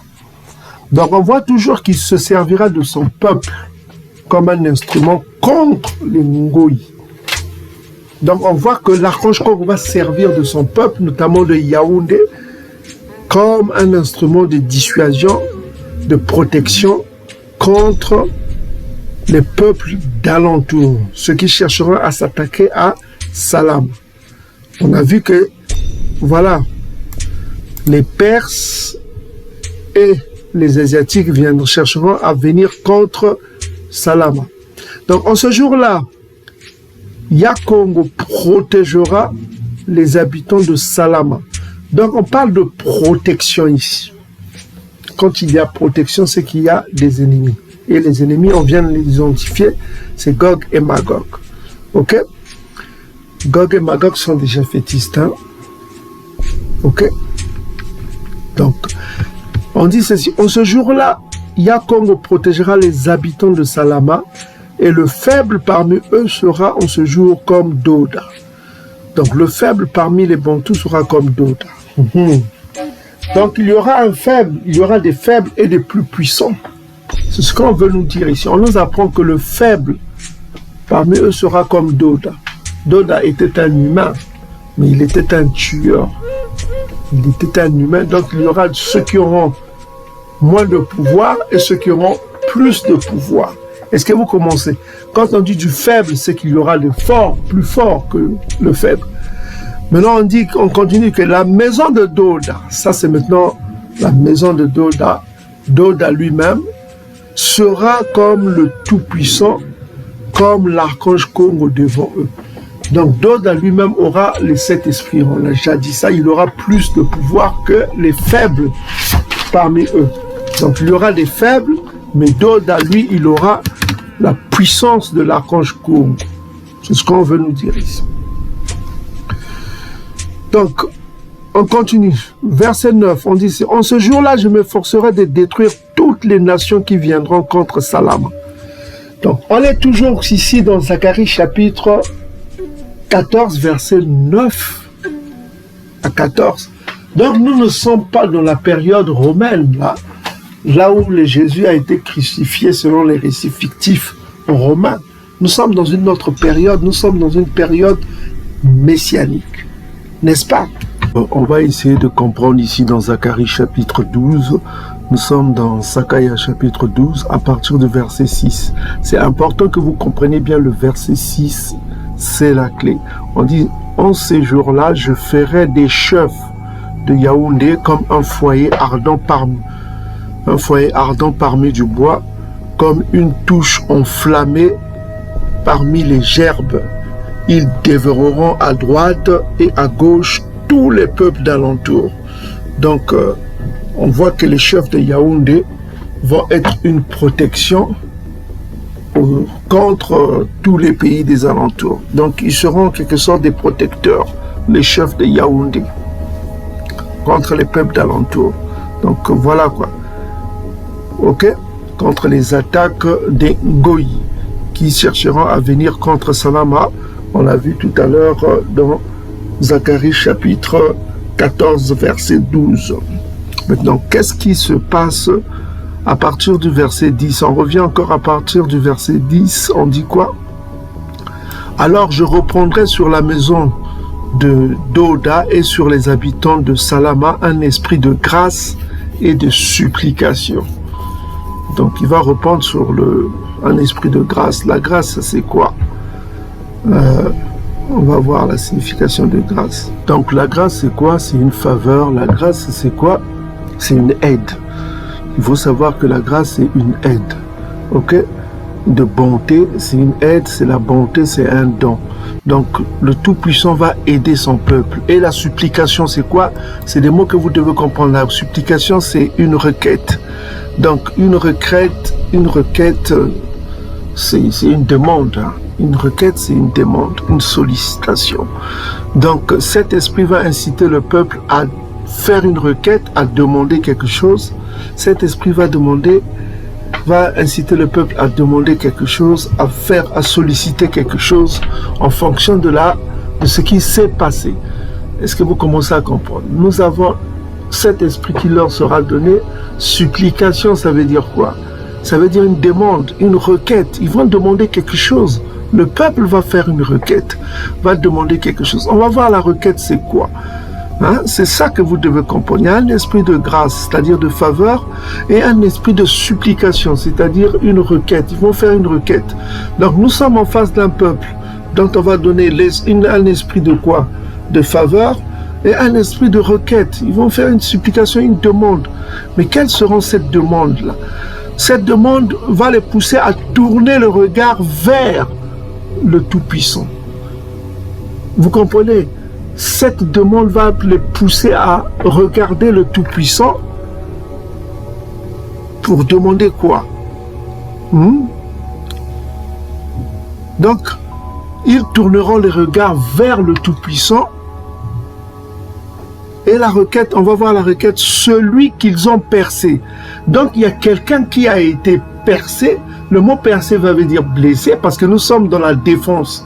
Ils sont en train de défendre Salama. Et, souvenez-vous, il y a les 4 chefs. Il y a les chefs de Yaoundé qui sont là sur la défense. Mais il y a un qui a été blessé.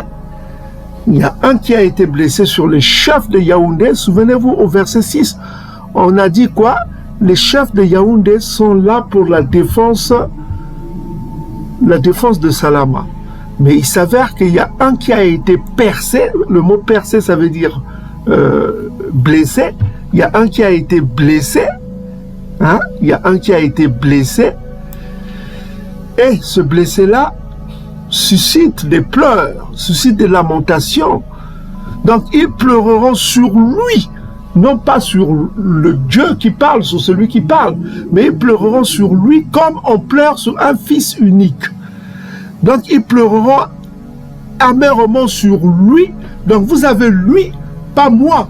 Si c'était celui qui parle, c'est-à-dire si c'était le Tout-Puissant qui parle, on dirait qu'ils pleureront sur moi. Vous comprenez ce qu'on dit? Si c'est les chrétiens qui interprètent cela, ils diront qu'ils pleureront sur moi, si c'est Dieu qui parle. Puisque il y a le moi et le lui.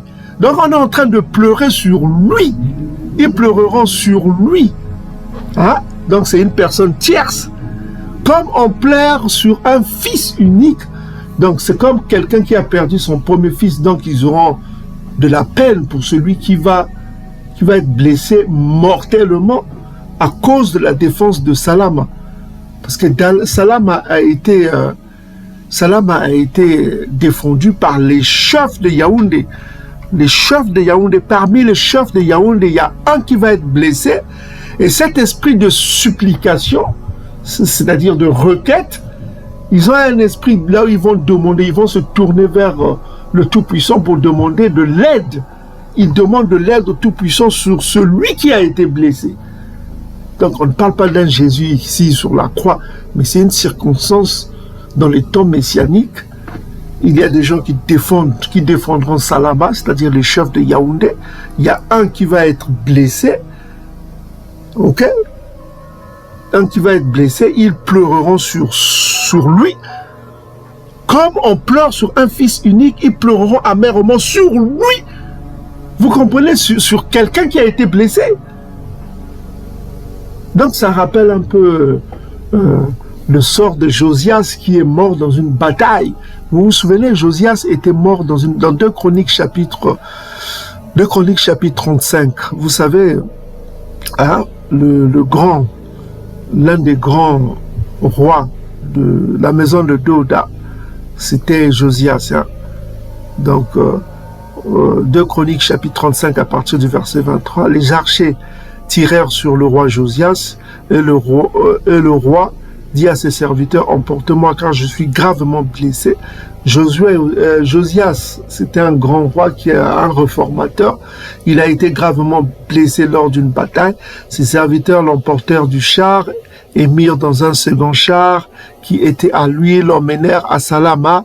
Il mourut. Donc, il est mort, il a été blessé dans la bataille de Megiddo. Hein? C'était à Megiddo qu'il a été blessé, Josias. Si vous lisez sur Wikipédia, vous aurez des instructions. Donc, ceux qui connaissent 2 Chroniques chapitre 35, à Megiddo, donc la bataille de Megiddo, donc il a été blessé mortellement. Ses serviteurs l'emportèrent du char, le mirent dans un second char qui était à lui et l'amenèrent à Salama. Il mourut et fut enterré dans le sépulcre des pères, tout Yaoundé et Salama pleureur Josias. Donc il y avait un deuil. Donc les gens pleuraient Josias parce qu'il a été blessé dans la bataille à Megiddo et c'était un grand roi, c'était l'un des grands fils de Doda qui a régné. Hein. C'était un grand roi aimé par le peuple par le royaume du Sud, hein, notamment par les Bakongo. Josias a été un très très grand roi. Ok. Donc, ça rappelle un peu cet événement, quoi. Et dans le temps messianique, un des chefs de Yaoundé, qui protège Yaoundé, va être blessé. Donc, le peuple va se tourner vers Yakongo, qui est là. Yakongo leur donnera un esprit de grâce et de supplication. Donc c'est cet esprit de grâce qui se tourneront leur regard vers Yakongo disant oh, mais nous avons un blessé mortel ici. Ils demanderont de l'aide à Yakongo. Ok. Donc c'est pourquoi on dit qu'ils tourneront le regard vers moi. Hein, concernant celui, on peut dire concernant celui qu'ils ont percé. Ok. Donc il y a un que les ennemis ont percé. Les ennemis ont blessé un des chefs de Yaoundé et ils pleureront amèrement sur lui. Vous comprenez, sur le blessé là, sur lui, pas sur moi. Si c'était parce que là c'est le Tout-Puissant qui parle. Donc si les chrétiens croyaient qu'on parlait de leur Jésus, le Tout-Puissant dirait qu'ils pleureront amèrement sur moi. Mais on dit pas sur moi, on dit ils pleureront sur lui, sur le blessé là. comme on pleure sur un fils unique et ils pleureront amèrement. On répète encore sur lui. Donc, il y a une 13e personne, une personne qui a été blessée.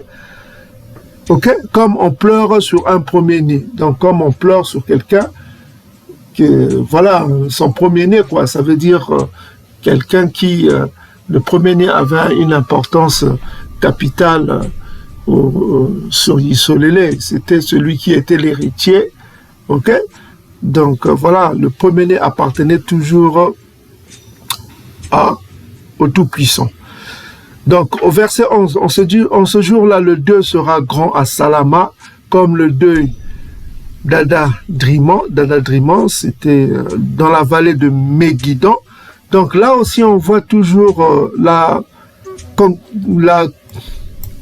concordance avec Megiddo. Hein. Vous savez, Josias aussi est mort à Megiddo. Donc, ça va rappeler au peuple en ce temps-là la mort de Josias. Vous comprenez? Ce chef de Yaoundé qui va être blessé, qui va mourir pour défendre Jérusalem au temps messianique, va rappeler le problème de Megiddo. Souvenez-vous, Josias est mort à Megiddo. Donc, nous sommes ici dans 2 Chroniques chapitre 35. 2 Chroniques chapitre 35. Vous voyez, 2 Chroniques chapitre 35, vous êtes à partir du... ici, on parle quoi? De la mort de Josias, dans 2 Chroniques chapitre 35. Si vous allez au verset 22, on parle ici, au verset 22, mais Josias ne se détourna point. Il se déguisa pour l'attaquer sans écouter les paroles de Nico, le roi égyptien, le pharaon égyptien, qui venait de la bouche de Tatanzambi. Il s'avança pour combattre dans la vallée de quoi? De Megiddo. Donc, Josias est mort dans la vallée de Megiddo. Or, on voit cet événement de Zacharie se trouve aussi en pleurs. Ce chef de Yaoundé qui a été percé, blessé, parce que souvenez-vous, le mot percé, ça veut dire blessé, qui a été blessé, ok? Ils pleureront sur lui, sur ce personnage-là, ok? Donc, on dit ici au verset 12, le pays sera dans le deuil, chaque famille séparément, la famille de la maison de Doda séparément. Donc, on voit ici, au verset 11, on dit quoi? Il y avait, le deuil sera grand à Salama en ce temps-là, temps messianique, comme le deuil d'Adadriman dans la vallée de Megiddo. Donc, toujours Megiddo, ok? Donc, on voit que ce qui va se passer, ça va rappeler un peu, voyez, ici, on dit quoi? Quand d'Adadriman, on dit quoi? Adadriman, épanouissement de Grenade, lieu de la vallée de Megiddo où le deuil national fut décrété, la mort du roi Josias. Donc, ça rappelle l'événement de Josias. Regardez, on dit même ici dans les traducteurs, hein, Adadriman, voilà, c'est là où Josias est mort. Donc, ce personnage qui va mourir au temps messianique, l'un des chefs de Yaoundé, va rappeler l'événement de Josias. Donc ici, Adadriman, ça rappelle le lieu de la vallée de Megiddo où le deuil national fut décrété pour la mort de Josias. On le rappelle même cet événement ici. Ok? Donc on voit que ce personnage, dans le temps messianique, qui va mourir d'une blessure, donc le pays sera en deuil, chaque famille séparément, la famille de la maison de Doda séparément, et les femmes à part, la famille de la maison de Nathan, etc., etc. On cite les tribus, hein. Toutes les autres familles séparément, à part les femmes à part. Donc on voit que il y a eu des blessés, il y a eu des morts, hein. Il y a eu... Donc, mais ils vont se tourner vers Yakongo pour demander un secours pour que Yakongo le ressuscite, puisqu'il est la résurrection. Donc on voit qu'il y a un événement qui se passera au temps messianique. Voilà quoi. Un sera blessé. Pourquoi on parle de cet événement-là qui va rappeler un peu le deuil de Josias pour la protection de Salama. Donc on ne parle pas ici d'un Jésus messianique qui sera percé. Non, non, non. Il faut bien comprendre Zacharie chapitre 12 verset 10. On dit bien que je reprendrai sur la maison de Doda, sur les habitants de Salama, un esprit de grâce et de supplication. Souvenez-vous, la grâce, c'est une faveur et supplication, c'est une demande, c'est une requête. Ok? Donc, quelle sera la requête qu'ils vont faire? Ils tourneront les regards vers moi. Ça, c'est le Tout-Puissant qui parle. C'est pourquoi il dit vers moi. Ils tourneront. Qui tournera le regard vers moi? Ceux qui ont reçu l'esprit de supplication, là, son peuple. Ok? La maison de Doda tourneront leur regard vers le Tout-Puissant. Pourquoi ils tourneront leur regard? C'est à propos de celui que les ennemis ont percé, ceux qui ont percé. Le mot percé ici, c'est quoi? Le mot percé, c'est Deka ou Daka. Hein? C'est intéressant que vous voyez ce mot percé là. Deka ou Daka. Ok? Deka ou Daka. On va voir ce mot-là. Donc, si vous voyez le mot Deka, vous voyez ici la concordance, c'est le Dalet, hein, le D. Vous avez le Kof et vous avez le Resh à la fin. Donc, on ne va pas prononcer la consonne finale, le Resh, le R. Hein. Donc, il restera que un son biphonique qui Deka. Deka ou Daka. Ça veut dire percer, transpercer, blessé. Vous voyez, ça veut dire blessé. C'est quelqu'un qui a été blessé, percé, poussé à travers, transpercé. Donc on voit qu'il y a eu un blessé mortel. Ça rappelle un peu l'événement de Josias. C'est pourquoi les gens vont pleurer. Ça va leur rappeler l'événement. Souvenez-vous, la résurrection concernera même ceux qui ont vécu au temps de Josias. Hein. Est-ce que vous commencez à comprendre? Tous les Bantous. Donc, Yakongo va ressusciter les Bantous. Donc, ces Bantous-là qui seront ressuscités verront cet événement se passer pour la protection de Salama. Cela va leur rappeler l'événement de Josias, qui était un grand roi, qui lui aussi a été blessé mortellement au temps pour défendre Salama. Donc, ça va les rappeler cet événement-là qui s'est passé en leur temps. Au temps messianique, ça va leur rappeler. Donc, le mot Deka en langue Congo, c'est pareil. Regardez, Deka en langue Congo, nous sommes sur le dictionnaire Kikongo, hein, le dictionnaire Kikongo. Vous voyez, Deka veut dire la même chose en langue Congo. C'est pas une coïncidence. Hein. Deka veut dire quoi? Percer, percer, percer. On va augmenter un petit peu pour les sceptiques. Hein. Donc, vous voyez, on va chercher Deka. Ok, Deka. Regardez, Deka en langue Congo, dictionnaire Kikongo. Regardez, ça veut dire percer, percer. Luire, rayonner, percer, percer, percer. Les nuages, faire une éclaircie. Donc, plus loin aussi, Deka veut dire heurter. Hein. Ça veut dire couper. Ça veut dire couper fin, rompre, couper les cheveux. Toujours dans le même sens. Hein. Ok? Donc, ça veut dire aussi percer. Ça veut dire percer. Donc, vous voyez percer. C'est pas un hasard que Deka veut dire la même chose en langue Congo. Percer. Or, percer veut dire blessé. Regardez ici, ça se traduit blessé. Donc, nous avons le même terme en langue Congo comme en langue hébreu. Ce n'est pas hasard, mes frères et sœurs. Ne croyez pas que ce soit hasard. Donc, vous voyez. Donc, on vient encore de détruire les prétentions du christianisme édomite. Ici, on voit que c'est la maison de Doda qui a reçu un esprit de faveur, c'est-à-dire de grâce et de supplication, de requête. Hein. De supplication. Supplication, c'est la requête. Quelle sera la requête en ce temps-là?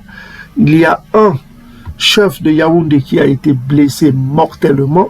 Donc, ils vont se tourner vers le Tout-Puissant. Il a dit qu'ils vont se tourner vers moi. À propos, on peut dire virgule, ce qui concerne celui qu'ils ont blessé, que les Ngoyi ont blessé, ils vont blesser un chef de Yaoundé qui sera blessé mortellement et ils vont se tourner vers l'archange Congo qui est au milieu d'eux pour faire une requête afin que l'archange Congo guérisse ou bien ressuscite celui qui a été blessé mortellement. Mais cet événement va leur rappeler l'événement de Josias qui a été blessé dans la vallée de Megiddo, et ils vont faire des supplications et ils vont faire un deuil à propos de ce chef de Yaoundé. Souvenez-vous, les chefs de Yaoundé seront en première ligne pour défendre Salama contre les envahisseurs qu'on a vus, Gog et Magog, dans la bataille de Gog et Magog, qui va se dérouler au temps messianique. Là, nous sommes au temps messianique pas au temps romain. Donc on voit que le peuple va se tourner vers Yakongo à cause de cet esprit de requête. Ils vont faire une requête à Yakongo. Ils vont demander à Yakongo d'aider, enfin de ressusciter. C'est le sens. Hein. En ce qui concerne celui qui a été percé dans la défense de Salama, ils pleureront. Le peuple pleureront sur lui. Sur qui? Sur lui, hein, sur celui qui a été blessé. Si c'était sur Dieu lui-même, il allait dire sur moi, puisqu'il parle ici qu'ils se tourneront vers moi. Donc ils disent que c'est sur lui, ça veut dire celui qui a été percé. Ok. Sur lui, comme c'est une comparaison, comme si on pleurait sur un fils unique, et ils pleureront amèrement sur lui. Ils pleureront amèrement sur lui, le blessé là, qui était en première ligne, comme on a vu au verset 6, que les chefs de Yaoundé seront en première ligne pour la défense de Salama. Donc on peut comprendre que il y a un qui a été blessé mortellement, qui va mourir en ce temps-là. Donc ils pleureront sur lui, sur ce blessé-là. Donc c'est ce qu'on parle. Maintenant les chrétiens vont prendre ce récit, ils vont faire cela pour parler dans Jean chapitre 19, 37, ils diront que ça sera sur le percé de Jésus-Christ là. Donc on voit que le percé de Jésus-Christ là, ce n'est pas les Bantous qui ont percé, c'est leur Jésus fictif là. C'est plutôt les soldats romains qui ont percé ce Jésus-Christ fictif. Et d'ailleurs, on va le rappeler dans Jean chapitre 19, à partir du verset 32, on dit que les soldats, c'est-à-dire les soldats romains, vinrent donc, ils rompirent les jambes au premier, puis l'autre, il avait été crucifié par lui. S'étant approché de ce Jésus fictif, le voyant déjà mort, il était déjà mort, hein. Donc ils lui rompirent les jambes, mais un des soldats romains, les soldats romains, lui perça le côté avec une lance et aussitôt il sortit du sang et de... Donc c'est les soldats romains qui sont coupables, ce n'est pas les Bantous, selon leur récit fictif. Hein. Donc celui qui l'a vu a rendu témoignage, son témoignage, il est vrai, et il le sait, dit qu'il est vrai, afin que vous croyiez. Donc eux, c'est toujours la croyance, les Romains, là, pousser les gens à croire à leur récit fictif, quoi, la croyaient aussi. Ces choses sont arrivées afin que l'écriture fût accomplie, aucun de ces os ne sera brisé. Donc ça encore, c'est une fiction. Donc on voit que le livre fictif de Jean là, il veut donner le psaume chapitre 34 verset 20, là où il dit que le Tout-Puissant garde tous ses os, aucun d'eux n'est brisé. Ici on parle pas de ce Jésus là. Le psaume chapitre 34 est consacré à qui? Même le titre des chrétiens de ce livre-là, on dit bien le salut de l'Éternel pour le juste. D'ailleurs, on avait publié une vidéo en ce qui concerne le salut des justes. Les justes ici, c'est les tiades. On parle des tiades ici. Au verset 8, on dit bien que, au verset 7, on dit bien que l'ange de l'Éternel, c'est-à-dire l'archange Congo, campe autour de celui qui le craigne. C'est ça le sujet. Donc on parle de ceux qui craignent Tatanzam et le juste. Le tiadi est toujours protégé. Donc c'est pourquoi à partir du verset 17, on dit quand les justes crient, l'Éternel entend et les délivre de leur détresse. C'est tout, ça comprend tout. Donc aucun des os d'un juste n'est brisé. Donc l'Éternel est près de ceux qui ont le cœur brisé et sauve ceux qui ont l'esprit d'abattement. Donc on parle de malheur atteint souvent le juste, mais on l'y délivre toujours parce que l'ange de l'Éternel campe autour de juste. C'est ça le sujet. Ça ne parle pas d'un Jésus, mais vous voyez toujours le récit fictif des Romains. Ils vont prendre cette petite phrase, là où on parle des justes. Souvenez-vous, hein, au verset 17, on dit que les justes crient et Tatanzambi entend leur cri. Hein. et leur détresse. Mais leur Jésus, quand il a crié « Mon Dieu, pourquoi m'as-tu abandonné ?» il n'avait pas été sauvé, donc selon leur récit fictif. Donc, mais il se plaignait que Dieu l'a abandonné. Donc, on a déjà vu ça, que c'était fictif. On a fait une vidéo sur ça. Donc, voilà quoi. Donc, le malheur atteint souvent le juste, le tiadi. Le mot tiadi, c'est le tiadi dont on parle ici. Mais l'Éternel l'en délivre toujours. Donc, c'est pourquoi on dit que il garde tous ses os, aucun d'eux n'est brisé. Donc, voilà quoi. Donc, il est protégé quoi, parce que l'ange de l'Éternel, tout campe autour, voilà. L'Éternel délivre l'âme de ses serviteurs et tous ceux qui l'ont pour refuge échappent au châtiment. Donc, le Tout-Puissant protège toujours les tiades, les justes. Donc, on voit que cette petite phrase-là sur la protection du tiade va être reprise par le livre de Jean, chapitre, à partir du verset 36, aucun de ces os ne sera brisé. Et ils vont ajouter encore Zacharie, chapitre 12, verset 10, là où on parle d'un protecteur qui a été blessé pendant la protection. L'esprit de supplication va pousser le peuple à faire une requête au Tout-Puissant. En ce qui concerne celui qui a été blessé, on vient de le voir, mais les récits fictifs des chrétiens du dimanche vont prendre cela, et des Romains, des scribes romains vont prendre cela pour mettre pour leur Jésus. Et ailleurs, l'Écriture dit encore, ils verront celui qu'ils ont percé. L'Écriture dit qu'ils verront celui qu'ils ont percé. C'est pas ce qu'on dit ici dans Zacharie chapitre 12. Ils verront celui qu'ils ont percé. On n'a pas dit qu'ils verront celui qu'ils ont percé, c'est du mensonge. Zacharie ne parle pas qu'ils verront celui qu'ils ont percé. Non. Ici, on dit bien que le peuple tourneront le regard vers moi. C'est Dieu qui parle ici, c'est pas le peuple. C'est-à-dire, le Tout-Puissant dit que l'Esprit Congo dit qu'ils se tourneront vers moi, virgule. Virgule. Ici, on dit bien que celui qu'ils ont percé, parce qu'ils ont un esprit de requête. La requête, c'est quoi? Supplication, c'est quoi? C'est une requête. Ils ont une demande à faire. Ils demandent au Tout-Puissant. C'est pourquoi ils se tournent vers le Tout-Puissant pour faire leur demande, leur requête. Le mot supplication veut dire quoi? Une requête. Une requête, c'est quoi? C'est une demande. C'est une demande. Requête. Regardez, supplication veut dire requête. Ça veut dire demande. Hein? Supplication. Donc, c'est cet esprit de supplication qui va les tourner vers le Tout-Puissant pour faire une demande à propos de celui qui a été percé, qui a été blessé dans la protection de Salama. Parce que souvenez-vous, au verset 6, on dit que les chefs de Yaoundé sont là pour protéger Salama. Hein? Ils seront les protecteurs, les chefs de Yaoundé. Donc, parmi ce chef-là, un a été blessé mortellement. Donc, ils vont se tourner vers le Tout-Puissant qui est au milieu d'eux pour faire une requête. Quelle sera la requête à propos de celui qui a été blessé? Et c'est le Tout-Puissant qui parle. C'est lui qui parle. C'est le Tout-Puissant qui parle. Quand on dit « je », alors je reprendrai sur la maison. « Je » là, c'est qui? C'est le Tout-Puissant qui parle.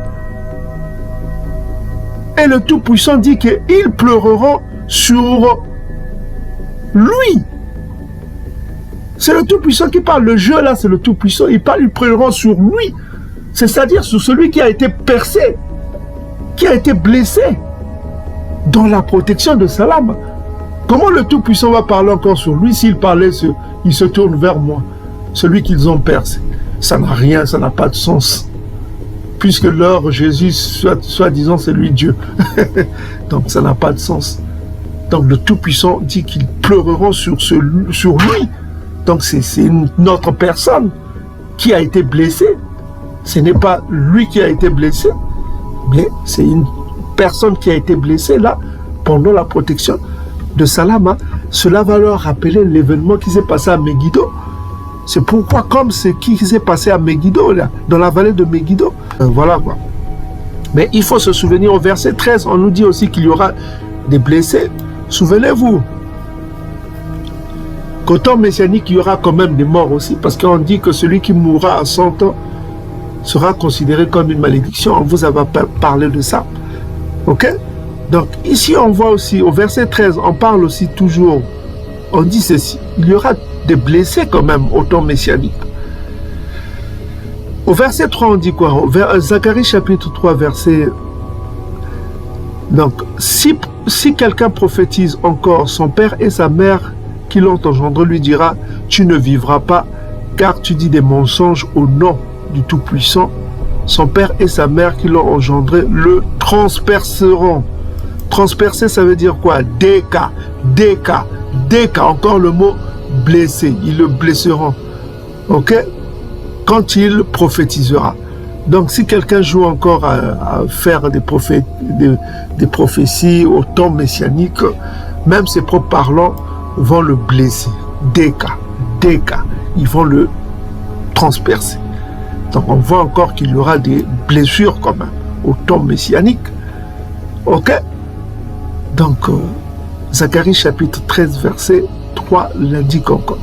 Le mot déca revient encore comme blessé. Donc on en a fini aujourd'hui, on a coupé court au christianisme économique. Donc il faut comprendre les Écritures, c'est simple.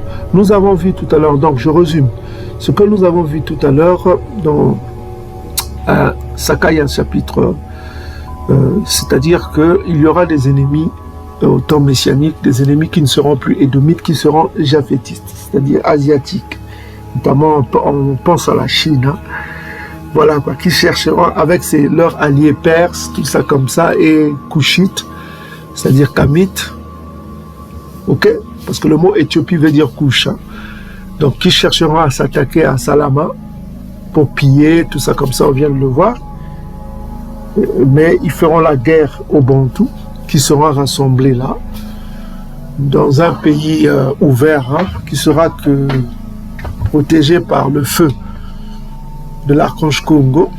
Ils chercheront à s'attaquer à Salama, mais ce qui se passera, c'est que il y aura des chefs de Yaoundé, Bakongo, des chefs de Yaoundé qui assureront la protection de Salama en première ligne. On a vu cela. Donc, on a vu que au verset 10, le Tout-Puissant dit « je », il parle en termes de « je », c'est-à-dire celui qui parle, il reprendra sur la maison de Doda, sur les habitants de Salama, il parle des habitants de Salama, un esprit de grâce, c'est-à-dire la grâce veut dire la faveur, et de supplication. Supplication, ça veut dire de requête, de demande, et le mot supplication, cette demande-là, c'est pourquoi on dit que « et ils se tourneront ». À cause de cet esprit de requête, ils vont faire une demande. Nous sommes dans une demande ici, une requête, ok, qui permettra la faveur, la grâce de Tatanzambi. Ils vont faire une demande. C'est quoi cette demande? La supplication sera quoi? Ils tourneront le regard vers moi. C'est le Tout-Puissant dit qu'ils vont se tourner vers le Tout-Puissant pour faire une supplication, une requête. Et quelle sera leur requête? Sur celui qu'ils ont percé. Donc il y a un des chefs de Yaoundé que les ennemis, il l'a mis, il au pluriel, que les ennemis ont percé. Donc les ennemis ont blessé un chef de Yaoundé. Et ils pleureront sur lui. C'est le Tout-Puissant qui parle. Ils pleureront sur lui. Sur qui? Sur celui qu'ils ont percé, que les ennemis ont percé. Il l'a mis, il au pluriel me dit que les ennemis ont percé, ont blessé un des chefs de Yaoundé, parce qu'au verset 6, on parle des chefs de Yaoundé qui assureront la protection de Salama. Donc les ennemis ont percé sur celui que... Voilà. Donc ils feront des requêtes, ils pleureront sur celui que les ennemis, ils ont percé. C'est-à-dire que les ennemis ont percé. Il l'a mis pour les ennemis. Que les ennemis ont percé. Et ils pleureront sur lui. Ils pleureront sur lui, parce que c'est le Tout-Puissant qui pleureront sur celui que les ennemis ont percé. Ok? Comme on pleure sur un fils unique. Donc comme on pleure, comme quelqu'un qui a perdu son fils unique. Ils pleureront amèrement sur lui, sur le blessé là, comme on pleure sur un premier-né. Donc comme on pleure quelqu'un qui avait de la valeur, parce que les premiers-nés avaient de la valeur chez les Bantous. Ok? Donc en ce jour-là, il y aura un grand deuil qui rappellera le deuil du blessé de Megiddo, c'est-à-dire de Josias, du roi Josias, qui est mort aussi à Megiddo. Donc les gens pleureront. Donc il y aura des deuils parmi les tribus bantoues. Donc on parle de cela. Ok?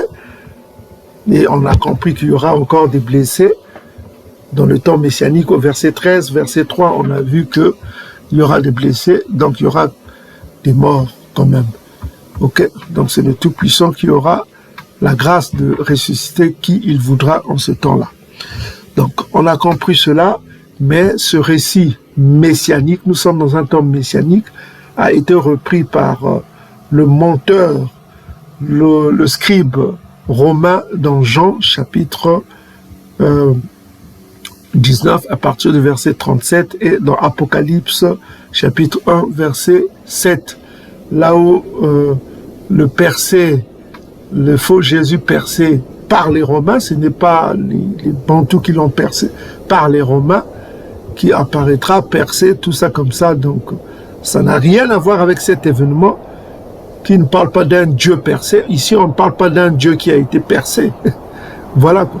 On parle d'un protecteur de Salama qui a été percé et le peuple, le Bantou qui seront en ce temps-là, auront un esprit de supplication, de requête qui vont demander au Tout-Puissant